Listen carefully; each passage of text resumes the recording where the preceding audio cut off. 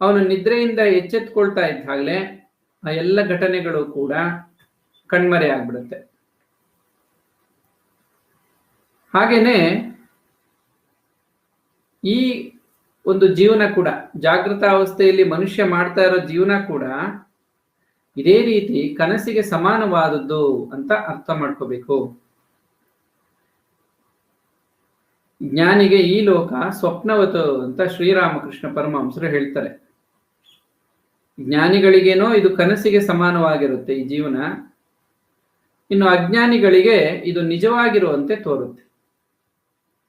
ಸ್ವಾಮಿ ವಿವೇಕಾನಂದರು ಹೇಳ್ತಾರೆ, ಮನುಷ್ಯನು ಮಾಡುವಂತ ದೊಡ್ಡ ತಪ್ಪೇನು ಅಂದ್ರೆ ಈ ಜೀವನವನ್ನೇ ನಿಜ ಅಂತ ಭಾವಿಸೋದು.